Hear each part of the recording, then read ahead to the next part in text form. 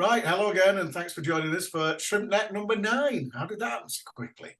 Uh, this is all the latest that's happening on and off the field, and I can say that for about the first time since a long time, because we've got two guests with us tonight, as you can see if you're watching. We have a returning visitor who's like a migrating bird coming flying south for the winter. And we are delighted to welcome our boardroom guru from down south, who is for some reason, are you stood up? Are you hot desking, James? Standing desk now, Freeze. It's all the rage. Oh, right. yeah. See, you're trying to prove how young you are, you see, by hot desking. Yeah, I'm impressed. So James Wakefield's joining us for the first time since March. A very, very honourable pleasure to have you, sir. Thank you for doing this. Cheers for having me, as ever. Thanks, Freeze. And we are joined also by our latest arrival, who has come to us on loan and enjoyed a very, very successful start to his Shrimp's career. A warm welcome to James Connolly, on loan from Bristol Rovers. His accent may be a bit more familiar. Hello, James. Right, lads. Oh, I see, they are good old Bristol accent there. All right, my handsome. Yeah. So where do we start? Well, you may notice quite deliberately, we're going to talk about Forest Green, we're going to talk about Accrington, and my first line on both of them may well be familiar. So Forest Green could have been 4 by half time. Joel, discuss. Yeah, I think I will obviously come to the Accrington game in a second, but yeah, the last couple of games we've just looked like a really good, solid League Two team. We've created a lot of chances. We've been relatively tight. I think we've been pretty tight at the back. We haven't given much away. And yeah, it's just been really good to see. There's been some nice link-up play. Obviously, with Jan Sanger being suspended, Jake Taylor's coming to midfield, and we've kind of adapted quite well to having him in there. And that obviously Eli King is kind of the nominal kind of defensive midfielder now, and then you've got Jake, who's a really good ball player. And I think we've kind of made the most of that in the past couple of games, really. And we've been creating some really good chances, getting some good headway into the opposition half. I think we probably actually created better chances against Accrington. I think maybe against Forest Green it was a lot of territory, but that said, their keeper James Belshaw, obviously emergency loan from Bristol Rovers as well, and he's a very good keeper for this level. He's a very good shot stopper in his day, and he's probably quite a big reason as to why we've not got more goals. And yeah, it was just really pleasing to see. I think it proved a bit of a point regarding away performances. I think obviously you worry that there's a hangover from last season, and Mansfield game aside, I don't think we've been really that bad away from home this season. I think Harrogate, we weren't amazing, but we did get on the wrong side of a couple of decisions. Gillingham, just a good team, very good team away from home. So, you don't want to read into those too much. And then obviously, look, Mansfield, we tried something a bit different tactically, and they were very good in the day, and we got done. And that happens sometimes. But I think we showed against Forest Green, definitely. And I think we showed against Gillingham a couple of weeks before, that we are able to perform away from home. But I think we just held up in those kind of key moments a little bit better against Forest Green. Maybe it was a little bit of an easier prospect, them having such a poor home record, than Gillingham having done quite well this season, despite the fact that they've sacked Neil Harris today. But yeah, I think it's just good to see. And I think people had this bill as a bit of a rubbish home record versus a rubbish away record, but I think we've proven from this game that yeah, exactly. But I think we've proven from this that the results haven't gone our way, but the performances have been building there, and yeah, and it's come to fruition. Hopefully, if there is any psychological hoodoo on away games, that's kind of been cast away, and I think the performances have been building to this, so it's really good to see. Yeah, I think I've written down it's the monkey off our back, which is a pretty old saying, because once you've got that first one out of the way, obviously it's not in the back of your mind anymore. And I'll come to, and I will call them young James and middle-aged James. I'll come to young James now. From a fan's perspective, I actually thought 2-1 actually flattered them quite a lot, James. What were the team's thoughts? Yeah, it did, to be honest. Yeah, we thought at half time we should have been more up. That was the only thing. I think we played really well. We came in at half time, and the gaffer was just saying, lads, we should be winning by 4 here. And we were all the same. It's it's worrying sometimes when you're only 1 up. Not worrying, but especially playing at the back, you'd want to have a cushion in them games, you know, because when you're on top so much, you know, you go to Forest Green away, they're going to have a spell second half, aren't they? So, you know, you want to create a cushion for yourself, but we just said stick to it, and luckily we got a second goal after half time, and then that's the way it goes sometimes in League Two. You know, you're going to have to hang on and defend well. I think we've done it, so you know, it's not too bad. And that's what happened in the end. Obviously, they brought Matty Taylor on, and they've got some good strikers. They got one back, and they got a bit of wind in the sails. But thankfully, we did hold on. But they never looked really as if they were going to challenge us. But when you give them a sniff, every team's got something in them, haven't they? No, yeah, that's the thing. That's where we are a little bit disappointed because they should have been out of sight, as I said. But I think, you know, you look at their team on paper, there's some good players. So they played 90 minutes and stuff, and they've got some good players. So, you know, you're not going to expect to go there and win 4 or 5. If you do, it's a big bonus. But, you know, we just take the 3 points and move on. And I think, looking back, maybe the way we dug in at the end, that'll probably put us in good stead. So, not complaining too much. No. And I'll come to middle-aged James now. And like I say, got the monkey off the back.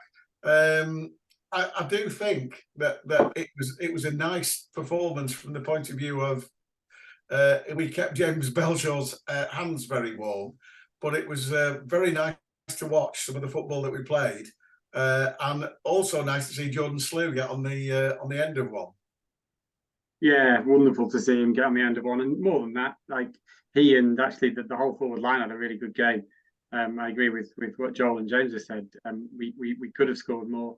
I thought Forest Green, to be fair, they threw the kitchen sink at us as much as they could in the second half, and they probably deserved their one goal. And you know, as everybody said, it would be nice to just a bit more of a cushion because we scored more from the earlier chances.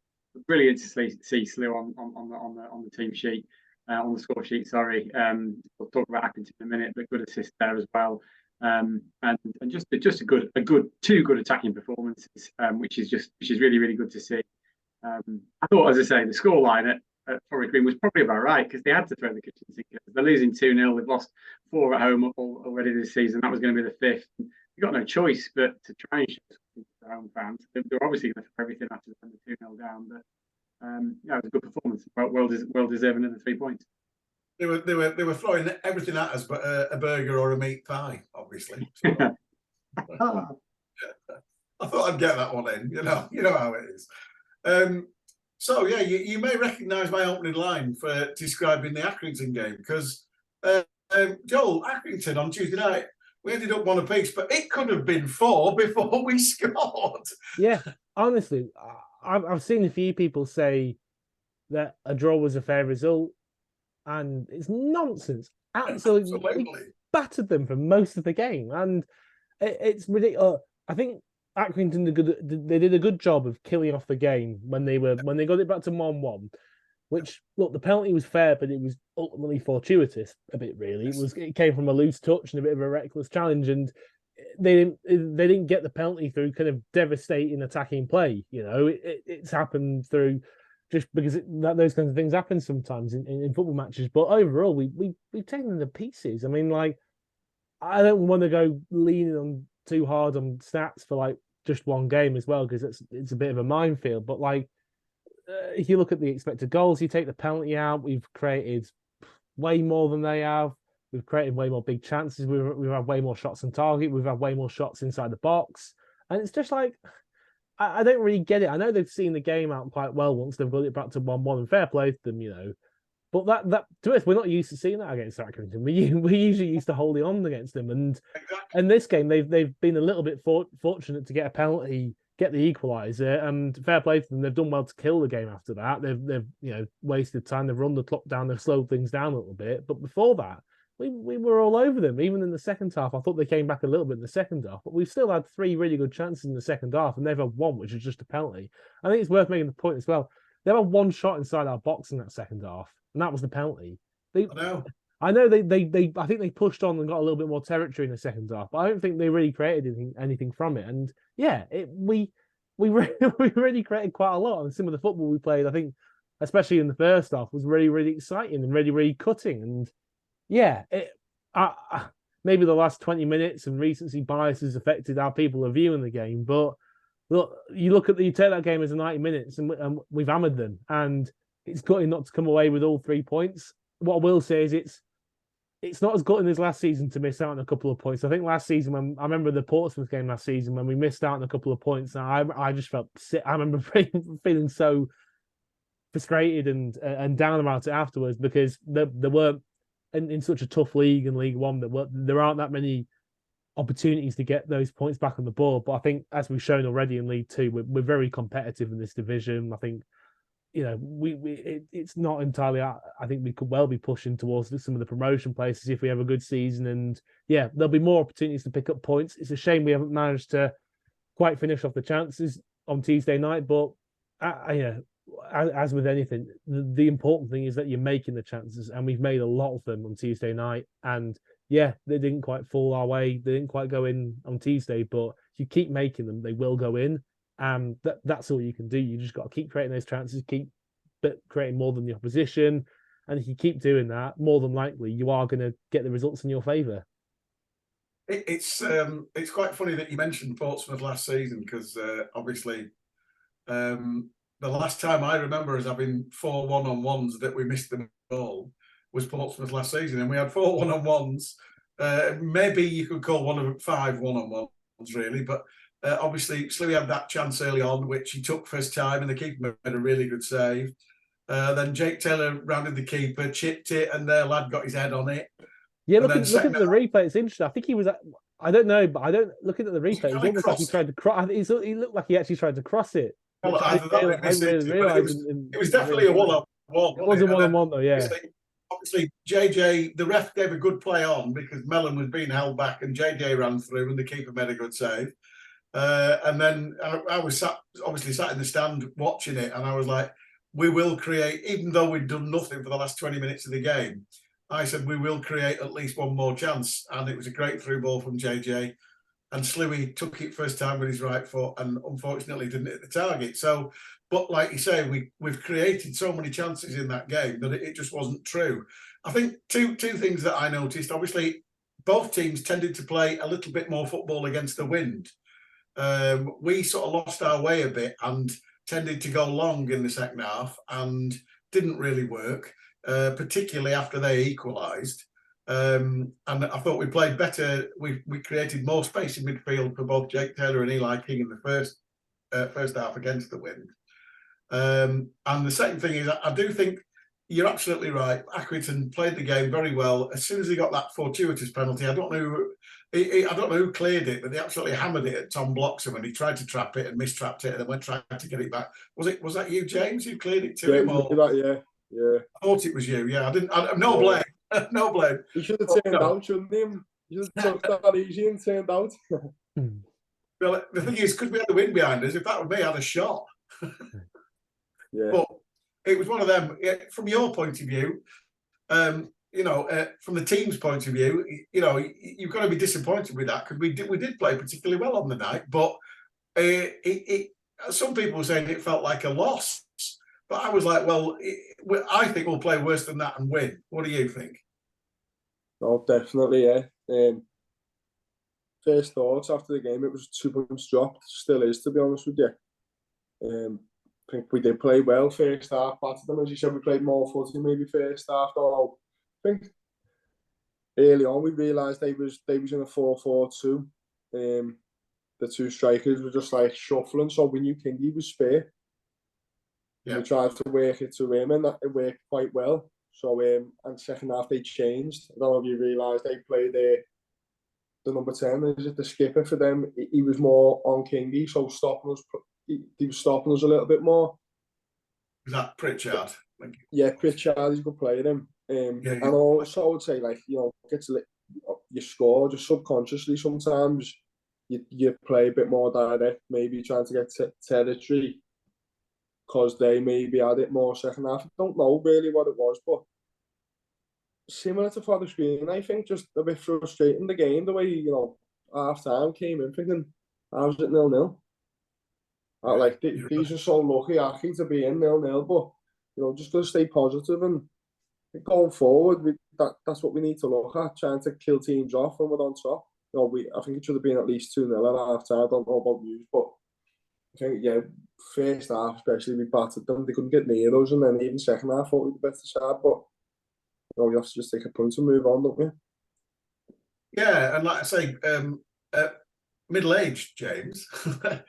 Sometimes it is frustrating like that. You don't get exactly what you deserve, but then the rub of the green tends to go for you across the season. And as I've said, we'll probably play worse than that and win maybe Colchester on Saturday. Who knows? I think we'll play well against Colchester on Saturday. I'm looking forward to it.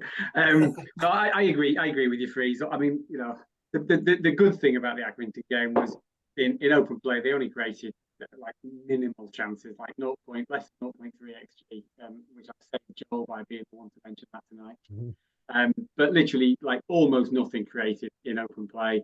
Penalties, unfortunate, as Joel said, it's quite slightly fortuitous. It's an iffy bounce, and you feel sorry for Tom Boxam. It's just one of them things. But overall, yeah, we should have won it comfortably. Like I said, I felt that the result against Forest Green was fair, about right, because they had to throw the kitchen sink at us. I think Accrington, we should have beaten them comfortably 2 or 3-0. And that we didn't. Well, it'll come round in our favour at some point. You know it will, because that's how football works. Yeah, but a little bit about the evening. Like I said, it was wind affected, but the pitch looked absolutely immaculate. Both teams.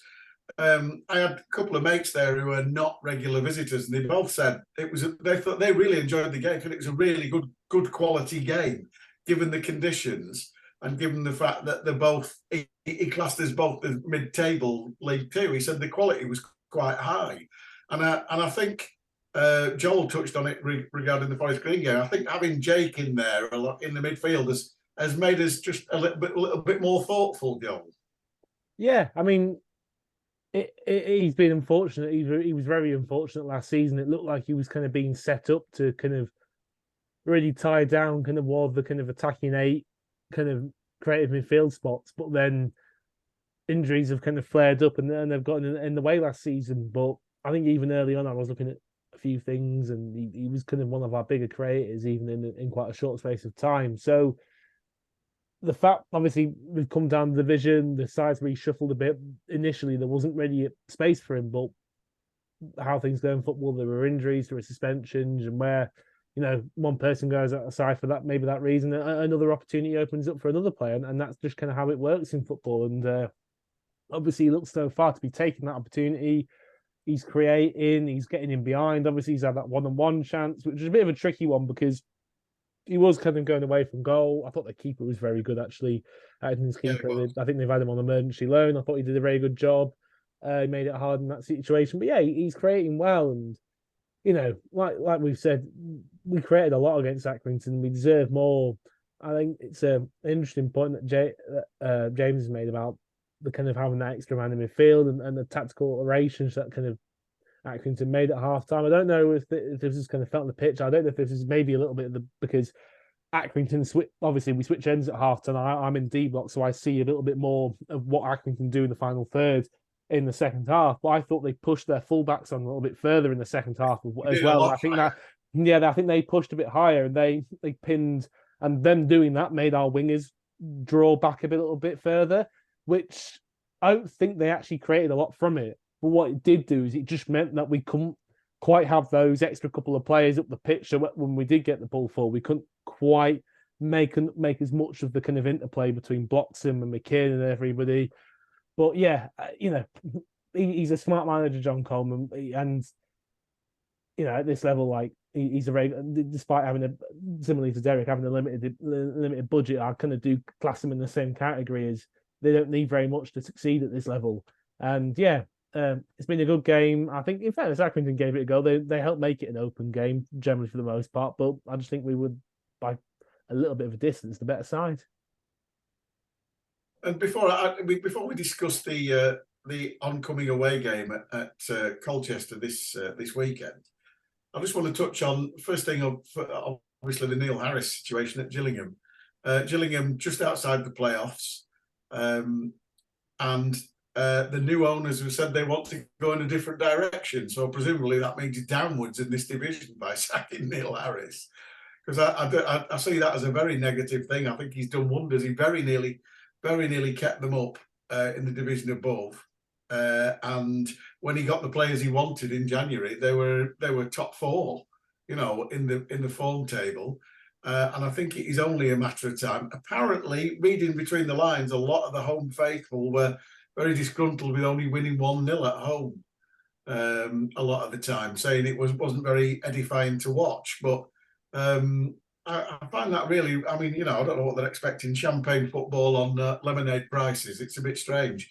And then moving on from that, and I'll come to your opinion on this one, Mark Hughes at Bradford, which is absolutely hilarious. What is it, 10 managers in 20 minutes or something they've had, Joel? Bloody hell.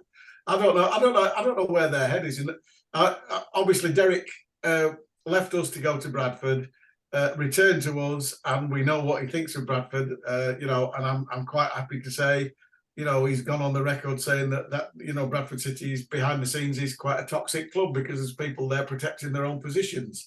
And that would appear to be the case, wouldn't it? Yeah, I mean, I think he did an interview with the Bradford local paper, the Telegraph and Argus, just leading up to the game earlier this season. I think he made quite a good point in it, really, in that like things aren't going to go right for Bradford until they find a manager they really want to settle with and stick with him and back him and help him succeed in that division. And I think what does make it difficult is they've got a very big crowd for League Two, and they turn we've seen so many times over the years they turn very quickly, that crowd, and it's hard to get them back on side. You look at Mark Hughes. I know he was a big name announcement, but you know, he's I don't want to be like disrespectful or anything, but like at the end of the day, it was a few. You're gonna be. I'm gonna be. It was a few years ago. He was managing at the top level, and football's moved on. I remember League Two football when around the same time that he was managing, and the kind of the tactical thought behind League Two football nowadays versus maybe like 5 to 10 years ago is increased massively, I think. So, and it's a division you kind of have to know, and you've got people. I think Derek's a great example of somebody who just gets how to succeed in this division, and it's different to managing in the Premier League. I think ultimately, like imagine giving somebody like Pep Guardiola, not very much, maybe he isn't quite the right example, but you know, you've got some very good managers at the top level of the game who are amazing at coaching top level footballers and getting them to get a bit of a groove out of them, handling the egos at that level, and putting a successful game plan for footballers who are that technically that good to be able to succeed. But it's a different ball game at this level, and you've kind of got to implement different things to succeed. And just because you've had a little bit of success 10 years ago at Premier League level doesn't necessarily mean you're best qualified to do a good job in League Two. And I'll come to James from the board now. This is it tickles me, and I'll give you this stat now because I've checked it, and somebody put it on one of the message boards today. And Bradford have had 10 managers in 7 years. If we go back 10 Morecambe managers, we go back to 1985. And that says everything about Morecambe and everything about Bradford, doesn't it, James? Yeah, it's sadly for Bradford, it does. I mean, I think a couple of things in all of this. I think that Derek was right when he said they won't get a better manager than me. I remember having a chat with Derek and a soft drink with him, and you could have done the accent. Yeah, well, I can't. Even though I'm married to one, I can't do a Scottish accent without it being laughable. I can do Scouse though, James. Well, we'll come to that later. But no, Derek was right. They weren't going to get a better manager in League Two than Derek, or in League One for that matter, and they didn't. And I remember a lot of crowing and a lot of nonsense about the size of the brand and everything else. It seems to me that some clubs, even though they've got a lot of money and they should know better, go on the brand and the name of a manager over the actual performance of the statistics and their likely success. And that's just beyond me. I don't understand why anybody would make a decision on that.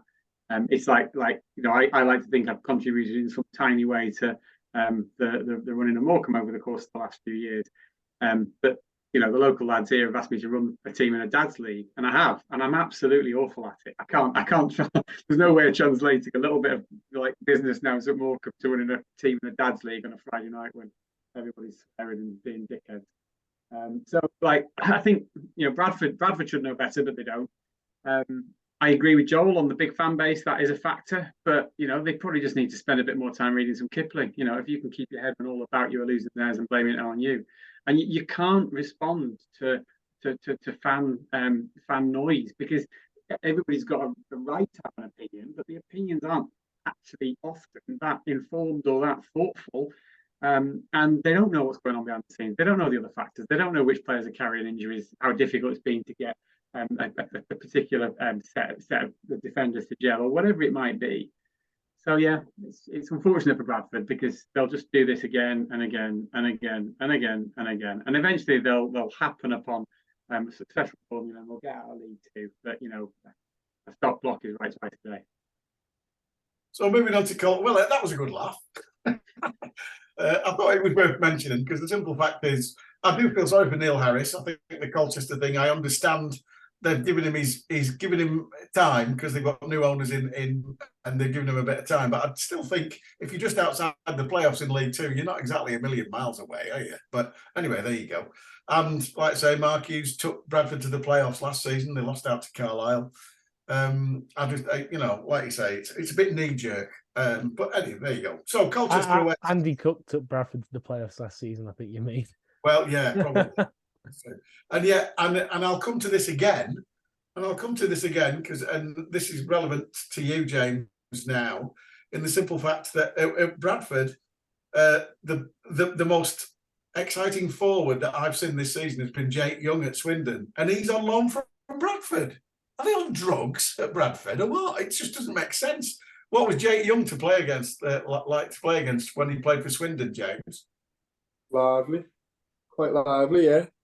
Yeah. He was a good player, to be honest with you. Yeah, he was good quick lad. before the game. Yeah, he's quick, good player.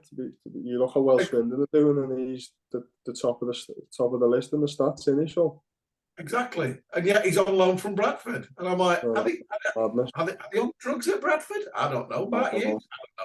Well, who cares? Anyway, Colchester. It's a strange one, Colchester. They've had some. I can't work it out. They've been okay at home. They've drawn with Mansfield. They've beaten Notts County 5-4, which is a good win. And they've beaten Tranmere. They lost to MK Dons, but then away from home, apart from a really surprising result, they've been absolutely bloody awful. So it's a strange one. It's not a ground that's done us any favours over the years, though we have played quite well there, Joel, and we've snatched a couple of 1-0 wins. One when we only had one shot on target in the entire game, and came away chuckling. But a difficult place to go. Again, Colchester's another place where, because they've got this big ground and this fan base, they can turn quite quickly if you get at them. Yeah, I mean, I think that one, the one shot on target thing, I think that might actually have been Carlos Mendes Gomez's first ever start for Morecambe. Yeah, possibly. I think it might be. But I mean, yeah, they've been weird this season, haven't they? They've had, you know, a couple of good results against pretty damn good teams. They've obviously beaten Notts County 5-4 the weekend, which is very, very impressive. They've turned over Gilliam on their own patch 3-0. But then they've maybe struggled in quite a few, and obviously, like you say, the draw against Mansfield is, that's no mean feat. Mansfield are a very good side, but yeah, they've had a few. Lost at Crewe, lost at Newport. It's like, who? Yeah, they've tended to lose what you probably regard as some of the easier games. And just looking at the numbers a little bit, I think it looks like they're creating a fair amount, but they're also conceding a fair amount of chances as well. So they seem like quite an open team. I mean, you know, there's been a lot of goals in all their games. Obviously, against Notts County, to be fair, I think against Notts County. Well, I mean, Notts County are a funny one because you expect a lot of goals for and against Notts County, but then we've gone and drawn 0-0 with them, haven't we? So we've kind of turned up the books on that. But yeah, look, they've got some decent forwards. I think they probably will be okay this season. But at the Johnny Kinder, our old friend Johnny Kinder. Yeah, Johnny Kinder. I mean, he's given us plenty of trouble in the past, hasn't he? But as we've seen, I think James is very adept at dealing with very, very large strikers, as we saw against Salford as well. So it's gonna No pressure, James. No pressure. it'll be a tough one, no doubt. I think they're gonna throw a bit of us attacking wise, but it does look like there'll probably be opportunities for us to get them and work at them on the break and hit them in behind and everything. So yeah, especially now we've kind of gotten that psychological hurdle of the away win out of the way. Hopefully, it's something we can just crack on with and just move on from all that kind of away form nonsense and just focus on the performances and getting the results. So, looking at the preparations for the game, James, have you done anything special to look at the way they play, or are we just confident in our own abilities going down there and playing our game? Yeah, not really. It's quite like every game's similar the way we prepare. And like we've had a little look at them today, and we will tomorrow as well.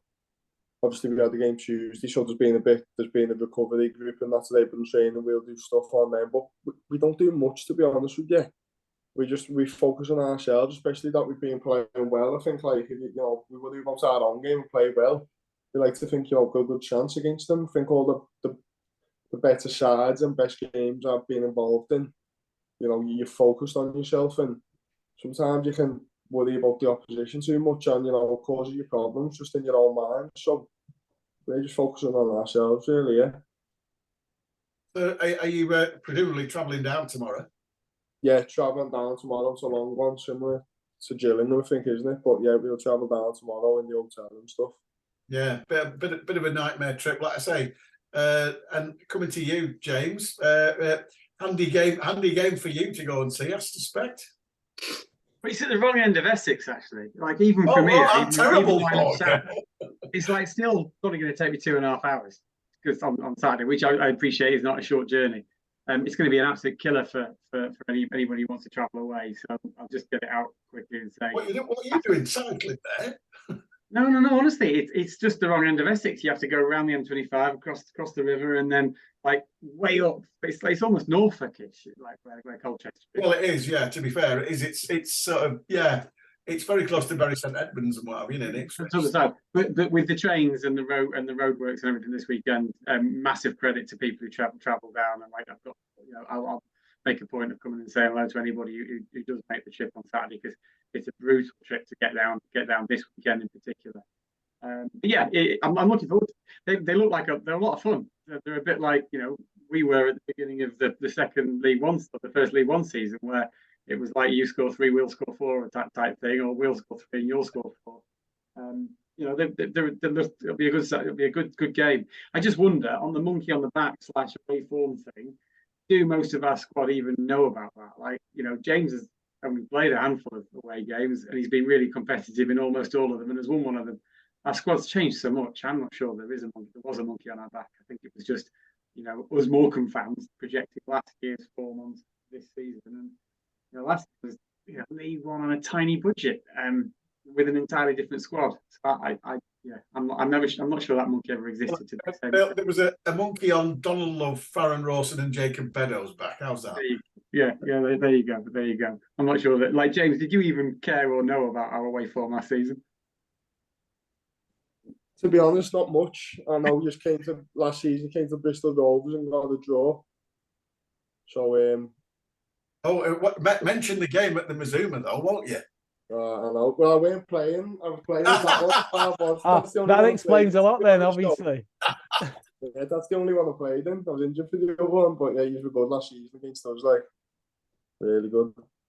It was actually after that Bristol Rovers game, James, that I got drunk with a mate and agreed to cycle from Land's End to John O'Groats. And I actually have since that game done it. But it was all as a result of getting a reasonable result at Bristol Rovers. Hence why you still stood up now. Yeah, exactly. I still can't sit down. So we'll come to James now. Obviously, Scouse origin, time at Blackburn Rovers, then picked up by Cardiff, and then loaned to Bristol Rovers, and then obviously quite a lot of appearances over 2 seasons at Bristol Rovers. How the hell did you end up with us then, James? Come on, how did this happen? I don't know. It just happened, to be honest, all quick. I was obviously had a full pre-season with Bristol and stuff, and then made the decision, sat with the club now, wanted to get out on loan. It was looking like League Two, and you know, there was a few clubs, spoke to Morecambe, and you know, really just spoke to the manager and stuff, and I just wanted to get down and knew a few of the lads and would get up.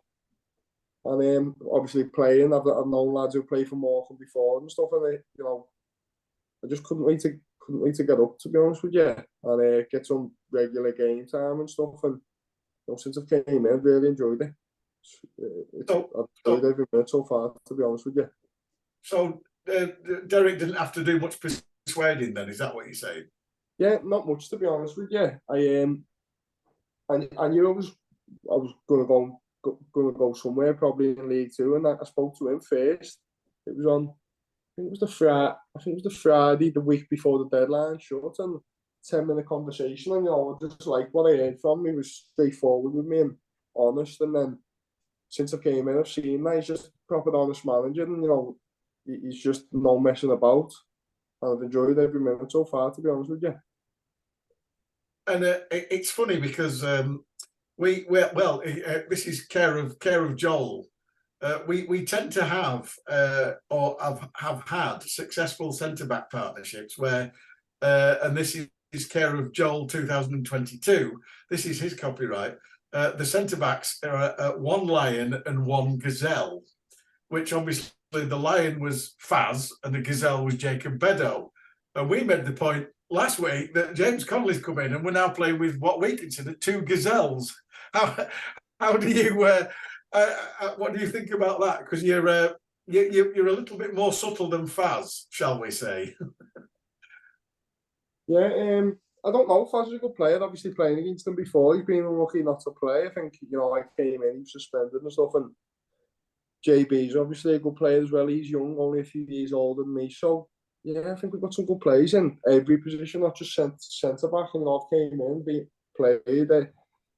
And yeah, Faz has been unlucky. He's a good player. And to be honest with you, he's helping us too loads on the training pitch. And you can see that before the games and stuff. In our little bit of shape we do. He's obviously more experienced than us, and you know, he's helping loads. He's really good off the pitch as well as on it.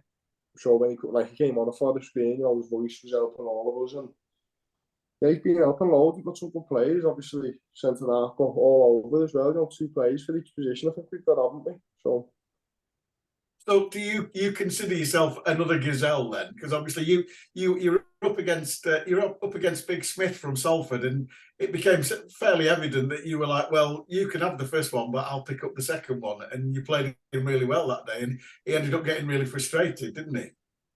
yeah, I don't know. I think you look at different players, and I like to look who I'm playing against and stuff. And you look at Big Smith, like he's made a career on winning the first contact flick-ons, but if you go tight to him, that's what he wants. Obviously, I'm not as big as him, so you know, if I was bigger than him and stronger, maybe I could go up. But you know, we speak before the game and say you'll be playing against him and stuff. And looked at Matt Smith and think I think anyone would be. I've watched him against Aidan Flint, for example, winning flick-ons. So I'm no Aidan Flint myself, so I just think looking at him, let him win the flick-on, and you know, I'll sweep up behind and pick up the seconds. I think you look at the best players in the world. I think they do that, to be honest, as well. Even in the Premier League, you know, you can be too honest at times, can't you? Trying to win everything, but sometimes you just can't. Would you say it's almost like a case of like working out what battles you can win and what battles you can't win? Yeah, it is. Yeah, to be honest, it's, you know, like a game of chess sometimes. Football.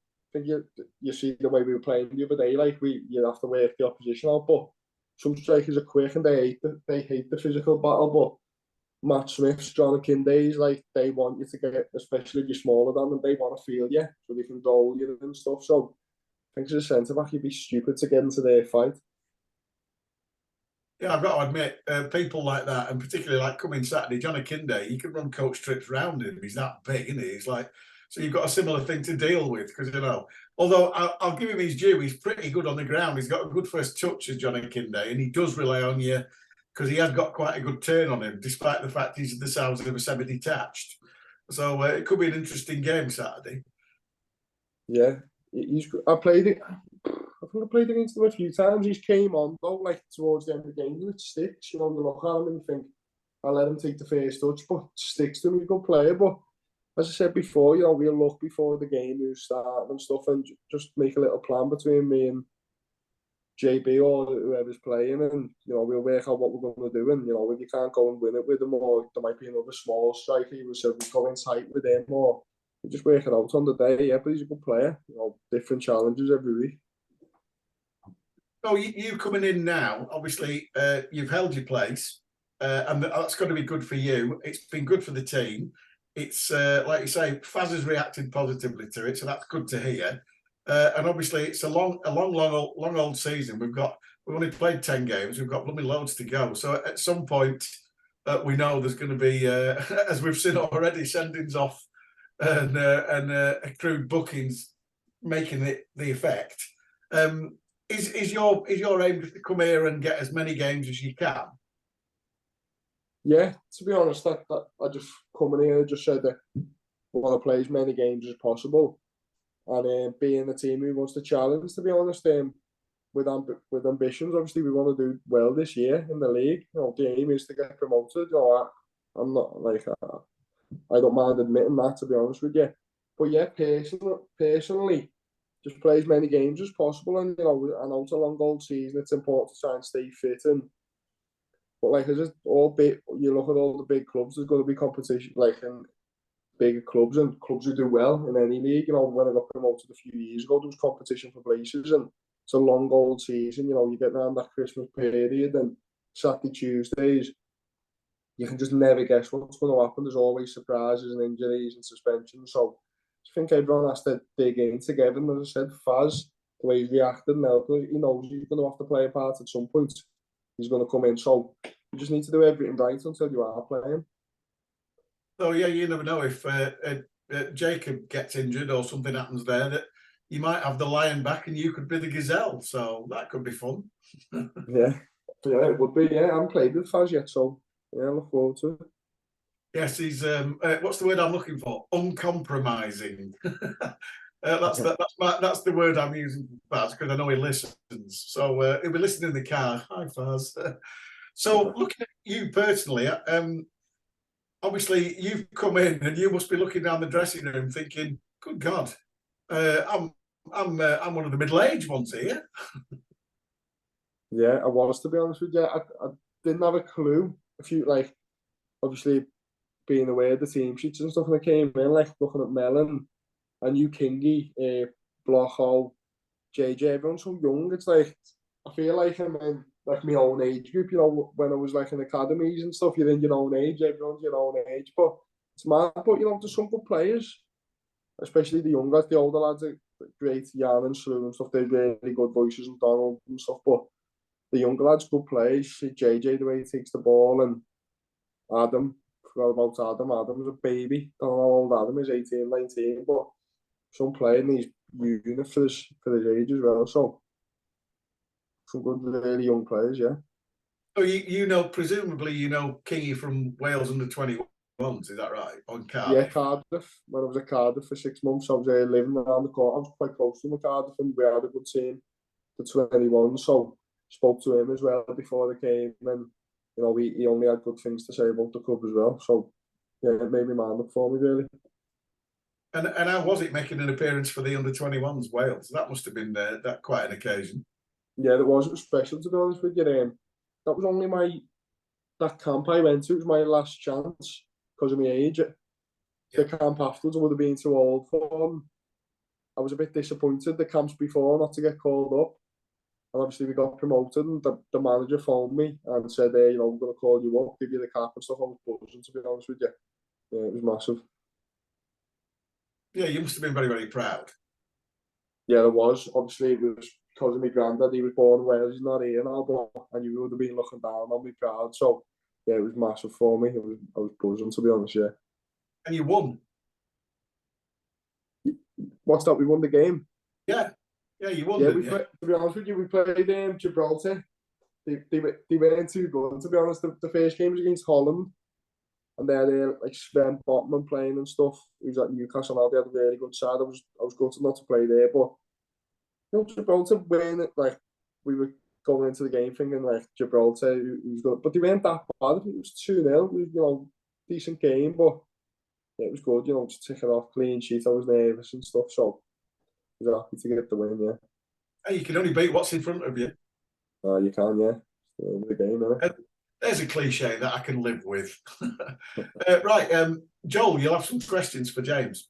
Yeah. Also, Gibraltar, Dave Artell of Gibraltar. I believe he's got a couple of caps in, hasn't he?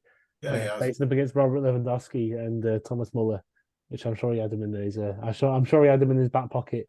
But yeah, I think we've briefly spoken about it. The kind of forming a partnership, obviously with Jacob coming in. I think you mentioned in your interview that you drive in with Jacob. No, not Jacob Perdue. I drive in with Charlie Brown, Donald Love, and Chris Stokes. Oh, I need to get my hearing tested. No, he's on there's a Manchester car school. I think it's Perdue, Taylor, Davenport, Max, and one more. Joel Senior. So they've got a little Manchester car school. Yeah, I'm not in with JB. I don't know how I've managed to hear that, but I guess the general point is when you kind of like coming into a new centre back partnership, how is it difficult to kind of build a relationship with your centre back partner? Is it something that strikes up quite quickly? Can it take a little bit of a while? I think sometimes maybe. Yeah, I think it depends on the characters. I think I came in. I've obviously played against them a few times, and we're quite a similar age. And I've got like a few mutual mates who we both played with, so we're just talking from there. And we do quite a lot of unit work and training. So like the defenders will go off on midfielders, and so we're doing loads of work together. And we just got on straight away. To be honest, off the pitch as well as on it. I think we complement each other quite well the way we play. And it's part of it as well, I guess, kind of a lot of kind of communication, how you kind of speak to each other and how you kind of help each other out especially when you've got like a team breaking on you. You've kind of got to cover quite a lot of space between you. There's a lot of the kind of managing that relationship and managing the defense, kind of how you communicate with each other on the pitch as well. Yeah, it is. To be honest, they've been big on that lately. Since Jed's came in as well, he'll sit us down and we'll watch the clips and we'll speak to John. We'll do loads of unit work, so like in a back four, like practicing on shifting together, moving as units, and always staying in touch with each other. And we speak before games, like I think you're watching games. When centre halves go missing from each other, when they lose the distances, that's when it starts to go wrong. So we're big on that together, staying close to each other and always being on the cover for each other and whatnot. So we talk quite a lot about it, and yeah, it's worked well so far. I think it's interesting. Obviously, I think I could ask something about the transition of having somebody like Jed come in and having that extra member of staff to help take you aside and do these kind of drills. But I don't think you've been here much longer than Jed's been here, so you've probably not known too much different, have you? No, not really. To be honest, it was like Jed just come. To be honest, when Jed came in straight away, like we got told he was going to go through clips and stuff. So I think he spoke to the gaffer. He knows the way we want to play. And when I came in, it was just made very clear to me by the gaffer and John McMahon that the way we play. It was quite easy, to be honest. It's simple. There's not too much information, which sometimes can be annoying for players, or when you come into a new club, loads of information. It can be tough, but just simple stuff and really hard. They just want you to do the basics really well, and then once you do that, you can build on other stuff, and it's been enjoyable, to be honest. Yeah. With the kind of shape training when you're kind of in as a unit, I think it might have been Hangeland. He used to play for Fulham, doing an interview chatting about Roy Hodgson, saying how like the team used to almost like they used to like. I think there's a few man. I'm pretty sure I've read something about Rafa Benitez. He used to do this side in how he used to get training sessions when people would just kind of all line up on the pitch in their defensive formation. Just he'd shout where the ball was going, and then you kind of follow it. So is it kind of similar to that? You kind of literally similar, yeah. To be honest, we'll do loads with the ball. So like, if the ball gets shifted, where do we go? But lately we've been doing one without the ball to start with. So we'll work off someone else's movements. So like, if the ball's on the left, like what does the fullback do? And I've got to speak to the fullback. Obviously, if the ball goes left, your man behind you he can see everything, so he's talking the most. But then I've got to keep him in with me and stuff. So it's all about us talking together as a unit and just getting them relationships going. Really, yeah, it's massive in the back four. No, definitely. And then kind of moving to you, just moving on to you when we've got the ball as a back four. I think you've obviously come in and it's quite clear that you're handy on the ball, but I think we've seen it most against Accrington. I think they sat off particularly when we had the ball, building out from the back. And I think what I noticed you did quite a few times is when people sit off, I think you 10-2 against Accrington, you seem to like taking the space and just driving the ball forward into that space and then making the forward pass from there, and sometimes obviously following up for a 1-2 or a pass back and just making an extra number going forward. So what's kind of going through your head when you're making those kinds of moves? As I said before, I look early on in the game and look how they're going to line up. And we spoke before for the screen, we knew they was a two up top, so the be a spare man for us in the middle. And early on, I just seen the way they were lining up, and their 4-4-2, they want me or Badu to get the ball and play long. Really, they don't want us to wait and shift it. If we suck one of their strikers out, we can play into the middle. So I just thought, like, it's a little bit like chess, as I was saying before. You know, it's cat and mouse waiting for who's going to make the first move. So I know they're trying to stop Kingy get the ball in the middle. So if they block me playing to him, there's space for me to drive in. You know what I'm saying? So it's just about what the opposition doesn't want you to do. And obviously, it's all good talking out when well. On other days, it can go completely wrong. But you know, you've just got to look at, like, I just try and work the opposition on things. Sometimes I say it can go right, sometimes it can go wrong. But obviously, it went right the other night. That's really interesting. Thank you. Yeah, back into you, Freeze. Well, thanks for that, James. Fingers crossed, we will be looking at another positive result. Hopefully, we'll create a lot of chances at Colchester, and this time somebody might take them. But my final question for you, Joel's gone, don't know why. My final question for you is talk us through that finish on Tuesday night. All of 6 yards out. All that time to think about it as well. Yeah. Yeah, to be honest with you, I've been trying to get, like, be a bit of a nuisance in the box, and to be honest with you, I can't even remember what was happening. I think I ended up on the floor looking back at it and just got up and just try and be in an area. I think, we speak about set pieces a lot. Yeah, they're so important in every league. You look at, like, Brentford now, I don't know if you've seen their manager on Monday Night Football the other week. They have a big bonus scheme on set. It's massive in the game, and I think obviously if you keep the back door shut on defensive ones, then why can't you go up the other end and be a nuisance in the other box? So part of my game I'm trying to work on, to be honest with you, and hopefully a few more goals come. Yeah, it was. Of all the one-on-ones we had, that was the most difficult, I say. Yeah, I don't know about that, to be honest. I don't know much about it. I think it just hit me. But hey, who cares? It might have been striker's instinct. You might have been trying to get out of the way, but look where it ended up. Of course, yeah, you don't complain when it's in the back of the net, do you? No, you actually did. I watched it back today, and I thought you actually looked quite surprised there. You went, "Oh, yes." Yeah, I've been saying, to be honest, I was saying to the lads on the way up in the car, you know, been trying to get onto a few set pieces and stuff, and I was just like, just relieved to hit me foot, to be honest with you.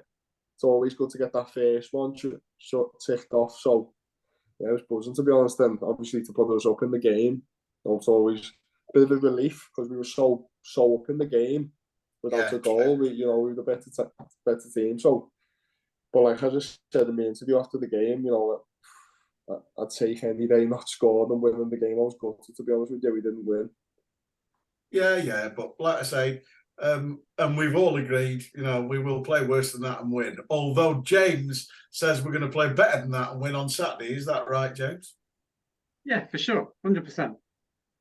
There's no such thing as an away monkey for Morecambe, and if there was one, it's done. It's dead and buried now after Forest Green. There's no reason why we can't win at Colchester and every weekend. I mean, that's the lovely thing about this team. There's belief coursing through it. There's no team that scares it. So let's just win every game. And I think the last two performances, they've been coming, Joel, haven't they? It takes time. We're 10 games in now. it takes time to build that rapport, both on and off the pitch. But we've said in the past sort of 2 or 3 weeks that sooner or later we're going to start clicking, and I think we've clicked in the last week. And sooner or later, the chances are going to start to go in. Hopefully, Joel. Yeah, I think it's been a.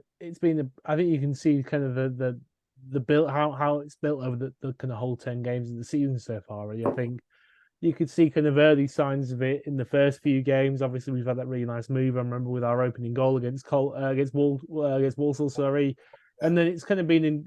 You've seen flashes of it, and then the flashes have become a bit more frequent, and then in recent weeks, it's really started to gel. And I think ultimately, when you recruit that many new players as we've had to this summer, it's always going to take a few games. But I think in the grand scheme of things, we think things have come together quite quickly, and we're really starting to see the fruits of that labour now. And if we just keep playing the way that we're playing, I'm sure we'll continue to kind of kick on in the division. And one of the points I want to talk about, a final one really, is because we've got this situation with obviously Adam May's had an injury, Faz has had suspension, Jan's had suspension. We've had numerous people come off the bench and make an impact, and all of it. I looked at the bench on Tuesday night and I thought, actually, that's a pretty strong bench given the squad that we've got. And there are people there who can shore up a defence should they need to, or balance the midfield should they need to, or come on and, as Ethan Walker proved, give us a goal. So as long as we can keep injury free for the next couple of weeks, we're looking pretty good, John. Yeah, I think we've got not the biggest squad, but I think the quality we've got in and around the first 11 is really strong. I think if you look at some of the areas of the pitch, I think we're particularly strong. I think centre back options, not just saying this because James is on the podcast, but I think centre back options are probably one of the better ones in the division. And I think some of our kind of centre mid options with Eli King and Jake Taylor, Jacob Davenport's not playing for us, for Christ's sake. He's a very good player, yeah. And the way that JJ's kicking on, and then you've got kind of Jan Songo there to anchor it all. You know, we've got some really good options in different areas of the pitch. So yeah, as long as we have a little bit of fortune with injuries and suspensions and nothing goes too badly wrong, then yeah, I think we've got a lot there to be able to really kick on this season. Well, I think we've been pretty positive there, as per normal. So let's bring the mood down and talk about James and the boardroom. Obviously, I've already alluded to the fact you haven't been on for a while, and there are obviously many reasons for that. But it's nice to have you back. What can you tell us? What's going on behind the scenes? Anything or nothing? Are we just sort of like in stasis? What's the in status? I mean, the last update that we put out, which was pretty detailed back in August, there's not been any like massive material updates since then. But we're working actually really constructively with the owner now, and we're working on finding alternatives to own the club. But also the team day to day is working really hard to continue to improve things. We're still hiring good people to work for the club on the football and non-football side.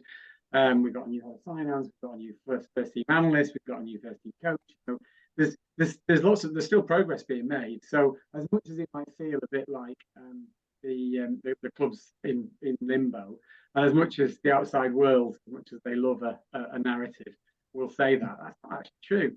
You know, there's been lots of progress made. So you know, we were all working together. No major updates since that big detailed update in August. And we'll find the right owners for football club. But it's not like we're not making decisions in the meantime. And you know, whilst other clubs that apparently have settled ownership, changing the managers and making ridiculous decisions, we'll just sit and do what we do at Morecambe. Thank you very much, and watch the team quietly go under the radar. And that's what this team is doing this season. You know, nobody's really taking any notice, but and I can say it because nobody else outside of Morecambe listens to this podcast. But we are going under the radar, and we'll keep doing that. And then suddenly, in a few months' time, people will go, "Oh shit, we've done it again. We should have been watching." And that's yeah, you're probably right, actually. And it is a fair point in the fact that I haven't watched the highlights from the Football League this week yet. I have recorded them. but I haven't watched them yet because we do feature just about as the last one of the last 2 matches every single week. So we're definitely going under the radar. Like I say, it's safe to say it, but like, you know, it doesn't matter whether it's the TV coverage or whether it's the podcasts that cover the league. You know, teams, they're always talking about what the opposition's not done against us rather than what we've done. Yeah, But that's great. That's wonderful. You know, like take advantage when everybody's looking in the other direction. That's what you do. And it goes back to what James has said a couple of times about chess tonight. If your opponents think that you're not in the game, then you take advantage of it. It's a good thing. Behind the scenes, we're all working together. We are moving forwards. We're making positive decisions. We're making positive hires. We're making positive progress. Even though, yeah, of course, we would like to find the right owner for Morgan Football Club, and the current owners would like to step away. But it's not stopped people trying to make things better. So the final thing I'm going to talk to you about is it must be quite fulfilling to see the progress that we've made off the field, and also the progress that we're still making on the field, because people quite rightly there was a lot of people saying it was doom and gloom about relegation, and obviously I spoke to you after the relegation at Exeter on the final day, and I was like, nobody's died. It's just all we're doing is going back to the division that 15 years ago we were absolutely elated to be in. And now we look at the situation, and it must be quite gratifying as a board to see the amount of fans that came with us in League One have stuck with us in League Two, because the attendances have been pretty good, haven't they? Yeah. I mean, like, you know, we sold almost as many season tickets in League Two as we did in League One, and that is more than 3 times as many, or almost 4 times as many as we sold the last time we were in League Two.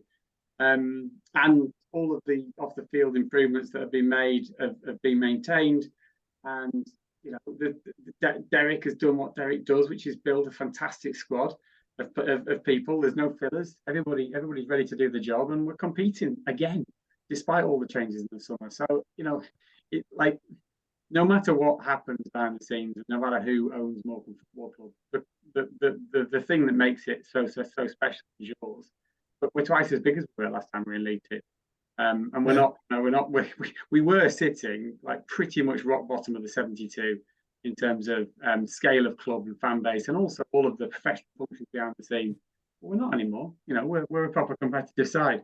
You combine that with what James is doing on the pitch and what the likes of Derek and Greg and Jed are doing as well, and there's no reason why we can't make everybody look silly again. You heard it here first. I hope you're right. You fancy a bit of Wembley, James, later on in season? Not really, no. Is that for me, that one? Yeah. I don't fancy Wembley, no. I'd rather do it through the autos, to be honest with you. That's what I like. Be positive. Yeah, be positive. And why not? Like you say, it's something that and I've never really thought of it until you mentioned it, James. But you're absolutely right. We are flying under the radar. And that's exactly what happened the last time we got promoted 3 seasons ago. So long may it continue. But we flew under the radar last time because there was no crowds. Now there are crowds. It would be even more satisfying to do exactly the same thing. Well, it would, but our crowds are twice as big as they were the season before that. So it's not quite as big a disadvantage as it used to be. No, exactly. It's a good point. Right. Joel, anything finally from the trust for us? Not too much this week, really. I think currently in the process of just putting together a few ideas of what to do over the year ahead. So there were kind of plans for different events kind of around Halloween, Christmas, and then what to do kind of going into the next year. A couple of memories about maybe hopefully we might be able to get the toy appeal going again this year, but we'll have to kind of see who's available to run that, but hopefully we'll be able to get that going again this year. So yeah, just kind of looking ahead to what we can do to contribute to the fan base over the kind of season and year coming ahead. Grand. Well, there we are. This has been episode 9 of ShrimpNet. 2 things I want to finish with. First of all, thanking both Jameses for coming on. James Connolly, I sincerely hope that all the centre halves at Bristol Rovers stay injury-free and you don't get recalled, because obviously we want to keep you and we like what you're doing. So thank you for doing this. Keep it up. And if you could smash another one in from 6 yards on Saturday and show the forwards how to do it, I'd be very grateful. Hopefully I can, yeah. You know, I'll be made up myself. Thanks for having me on here, lads. Yeah, it's been my pleasure. Yeah, if you could start competing with Mellon for top scorer, that'd be even better. Hopefully. Probably won't, but you never know. And James, great to see you again. Hopefully this will become a more regular thing, because we've missed the standing Wakefield. I've missed you too as well, and I'm glad you didn't make me do a Scouse accent, because that would have been embarrassing for me and James and everybody. Yeah, true. Yeah. But there you go. Right, this has been ShrimpNet number 9. Thank you for listening. If you're travelling to Colchester and enjoying this on the way down, bring back all of you, bring back safe 3 points, and we shall see you next week. Thanks for listening.